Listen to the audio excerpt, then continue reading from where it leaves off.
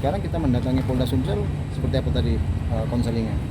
Itu mau menindaklanjuti bagaimana kasus tersebut Pak, udah sejauh mana progresnya Pak. Terus disarankan apa tadi? Disarankan untuk kembali ke Polres Ogan Ilir untuk menambahi berkas-berkas atau dokumen-dokumen pendukung Pak, agar bisa ditindaklanjutin. Kalau misal dari Polres tidak ada progres lebih lanjut, baru balik ke sini Pak. Seperti apa nanti barang bukti yang akan disampaikan progresnya?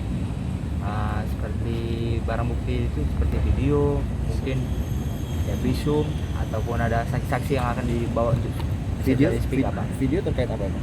Pengeroyokan Pak. Pengeroyokan. Itu dilakukan oleh siapa tuh? Bisa di kronologi sedikit singkat, secara singkat.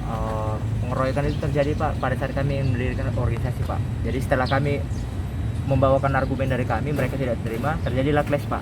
Pada saat kami mau pulang, mereka menganggap suara motor kami karena dihubungkan secara serentak, mereka menganggap itu sebuah usikan Pak. Makanya langsung terjadi pengeroyokan terhadap saudara Niko dan saya sendiri Pak. Dan saudari Ella juga. Yang dilaporkan ini siapa? Dilaporkan mahasiswa Batak, Kakak tingkat saya Pak. Sejauh ini yang melapor orang berapa? Yang melapor saya sendiri sama saya lah Pak. Waktu laporan di Polres OI, apa yang di situ terancam pasal? 351 Pak. 351 ya. Apa aja yang dialami waktu peluncuran itu? Saya sendiri Pak, ini saya nih bawanya Pak, berbebiran. Kalau misalnya mengenai perpeloncoan di sektor itu sendiri Pak, itu saya rasa bukan cuma perpeloncoan di situ Pak, terjadi bullying, pelecehan seksual, sampai tindakan di luar naluri kemanusiaan juga terjadi Pak. Seperti apa? Sepertinya saya ditunjuk, misalnya saya ini kan, saya cuma disuruh berdiri, saya ditunjuk, saya dipaksa berdiri lagi, terus selama 30 menit Pak.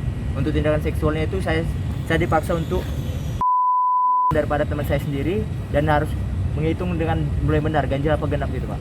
Itu di luar dari jam belajar atau seperti apa? Di luar Pak, itu malam, itu sudah pukul dari jam 8 malam sampai jam 4 pagi Pak. Itu lokasinya Anda mengikuti apa, organisasi apa?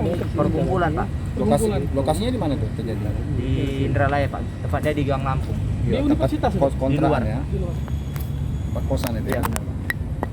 Berarti kita ingin memasuki organisasi tersebut atau gimana? Gini Pak, awalnya itu Pak bermula dari pada saat saya lulus di Universitas Sriwijaya Pak.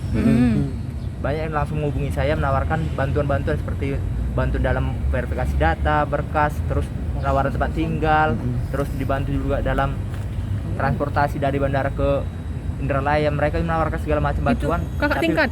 Iya. Berujung dari pada itu rupanya di balik itu semua rupanya perpeloncoan di dalamnya Pak. Sejauh ini kan dilaporkan bulan berapa tadi? Di bulan 2 Pak. Belum ada progres sama sekali. Belum ada Pak. Keterangan dari sana apa? Keterangan dari sana, saya kemarin terakhir kali dari Polres itu menunggu jawaban dari telepon dari mereka Pak. Tapi tidak ada progres juga Pak. Sejauh ini terlapor sudah diminta keterangan? Terlapor belum Pak. Belum. Sama polisinya belum ya? Orang berapa nih yang kita laporkan tadi? Yang saya laporkan 2 orang Pak. 2 orang. Memang yang itu nyata yang langsung